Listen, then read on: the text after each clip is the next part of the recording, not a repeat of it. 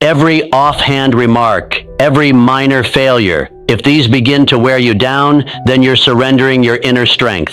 The reality is, those who appear the most resilient are not free of problems. They have simply mastered the art of how they respond. Imagine moving through life untouched. No more overthinking, no more emotional eruptions, just pure mental discipline. In this video, I will guide you on how to condition your mind to remain unbothered, so your emotions stop imprisoning you and start serving you instead. Because once you attain this mindset, no individual or situation will ever be able to control you again. Life is noisy, full of opinions, interruptions, and unexpected hurdles. The world rarely pauses. It throws judgments, delays, and disappointments with unrelenting force. But what if I told you that genuine strength lies in cultivating strategic indifference? Picture yourself standing in the middle of a storm, composed, steady, unfazed. This is the essence of behaving as if nothing disturbs you. The secret? Learning to disassociate your emotional state from external triggers. When you let external conditions dictate your inner peace, you become reactive, a puppet to chaos.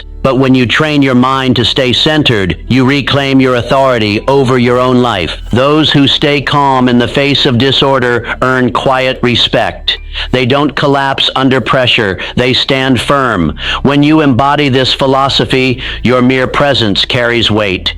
Think of historical figures whose influence transcended time. They didn't lash out at every insult. They carried themselves with poise and mysterious calm, as though they possessed an inner clarity no one else could see. Their strength wasn't in argument. It was in their invincibility to emotional chaos. This is the real essence of mental fortitude. Literature on self-mastery and peak performance often emphasizes one foundational principle. Your thoughts precede your outcomes. React emotionally to the world, and you relinquish power. Control your internal landscape, and the world adapts to you. High achievers live by this truth. Govern your mind, and you govern reality. Picture a moment when someone insults you in a public setting. The average person might respond with anger or defensiveness. But what if you simply smiled and walked away? You stripped the offender of their desired reaction, leaving them disoriented. Meanwhile, you walk away stronger, unmoved, undefeated. This is the kind of silent dominance most overlook, yet deeply admire. It's the same with failure and rejection. While most people get emotionally entangled in defeat, losing time and energy lamenting setbacks, the resilient see it differently. To them, failure is just feedback, a lesson, a pivot point. They don't take it personally. They adjust and keep moving. How do you reach this level of resilience? It begins with deliberate mental training. Every day, cultivate the habit of reflection before reaction. Ask yourself, will this matter to my long-term purpose? Is my emotional reaction truly justified, or am I giving away my energy? When you consistently choose non-reaction, you develop an emotional shield against life's trivial disruptions.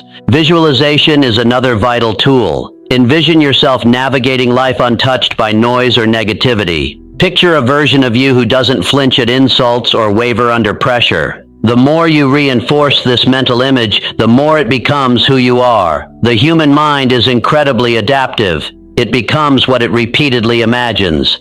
Let others wonder why you're unshaken. Let them marvel at your composure. Because when you move as if nothing phases you, you hold the upper hand. You become intriguing, hard to read, harder to rattle. And in that enigma lies your strength. Real power isn't about domination or volume. It's about the stillness of self-assurance. It's a quiet presence that doesn't need validation. Cultivate this, and you don't just survive, you command your life.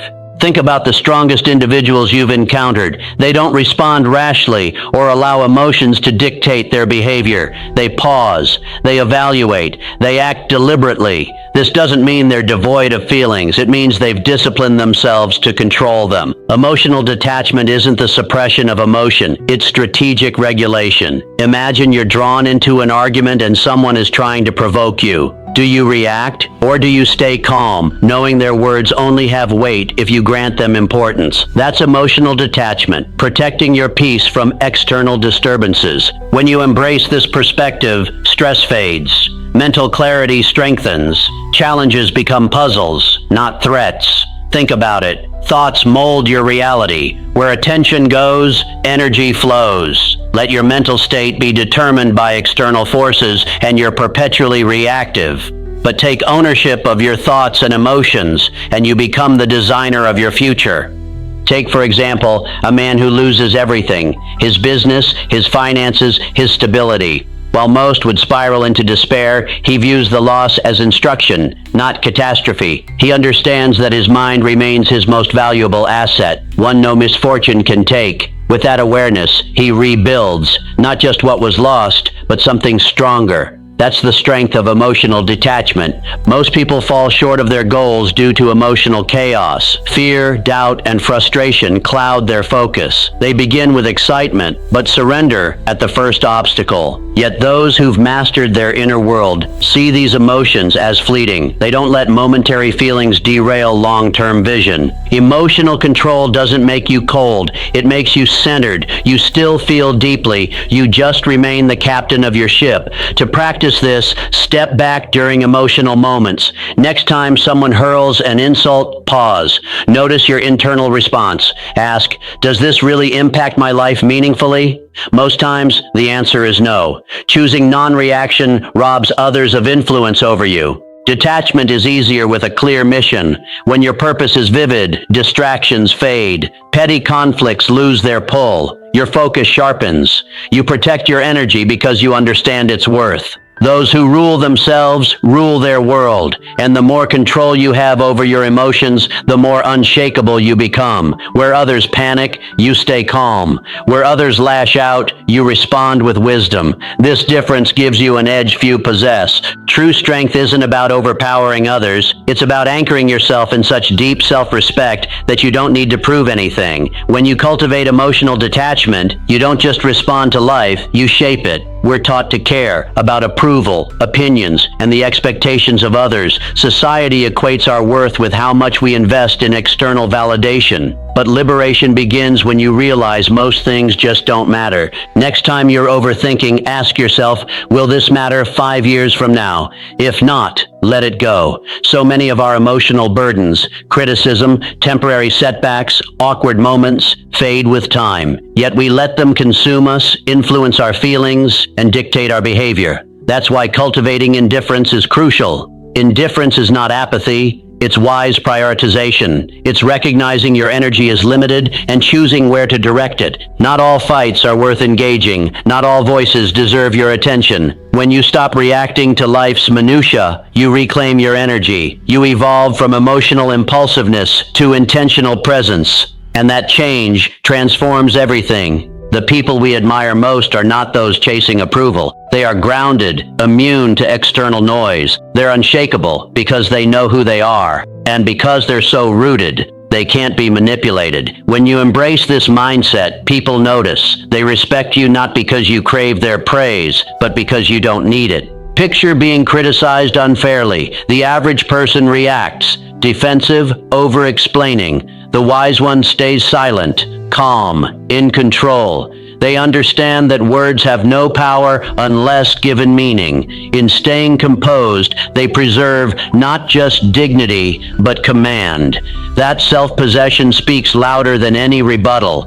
It's the same with success. The highest achievers don't chase applause. They're focused, purpose-driven, and immune to trivialities. Every second spent fretting over irrelevant feedback is time stolen from progress. To adopt this level of indifference, start by observing your emotional responses. The next time you feel anger or anxiety over something small, ask yourself, is this worth my mental bandwidth? The answer will likely be no. Let go of what doesn't nourish your goals. Also, clarify your priorities. Define what truly matters: your purpose, growth, peace of mind. When you anchor your identity in these things, external opinions lose grip. You become resilient, not from apathy, but from selective focus. Here lies a truth few grasp. Real power doesn't come from applause, but from being untouched by disapproval. It's the ability to walk away from anything draining, to soar above petty drama, to remain concentrated in a world of chaos. It's not about caring less, it's about caring wisely. Once you master this, you don't just navigate life, you dominate it, calmly and powerfully. Approval seeking is a trap. It places your sense of worth in other people's hands. But the truth is, no one else's opinion should ever outweigh your own. The moment you allow others to define your value, you lose control of your identity. True confidence doesn't need permission. It's forged through self-trust and authenticity. Think of the most magnetic people you've met. They don't beg to be liked. They embrace their flaws and strengths without apology. That's what makes them compelling.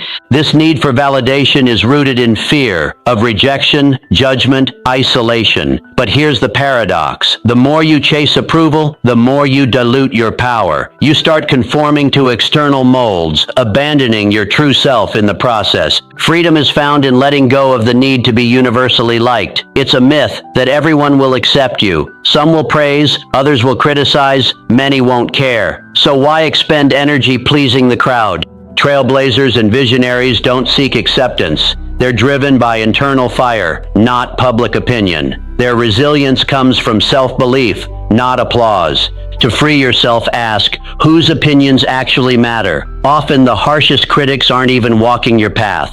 Their views are irrelevant. Validate yourself. Celebrate your progress. Recognize your own worth. When you do, others' validation becomes optional, not necessary. Detaching from external approval doesn't mean arrogance. It means self-respect. It means honoring your journey and not allowing outsiders to dictate your direction. The moment you stop filtering your life through others' expectations is the moment your true self emerges. Not everyone will understand, and that's okay. The right people will respect you precisely because you stand firm in who you are. So choose self-respect over approval. Stand by your values, your dreams, and your truth, because the person who doesn't need approval is the one others inevitably admire most. In relationships, the line between love and dependency often gets blurred. We attach our happiness to someone else's presence, reactions, or mood. But here's the truth. The healthiest connections are built not on dependency, but on two complete individuals coming together by choice, not need. Emotional sovereignty means you do not outsource your emotional well-being. It means whether someone stays or leaves, loves you or criticizes you, you remain grounded. It's a kind of strength that makes you both a better partner and a more self-contained individual. You don't demand constant reassurance. You're not shaken by distance or silence. You hold your inner peace as sacred, refusing to hand it over, even to someone you love. That kind of energy is magnetic.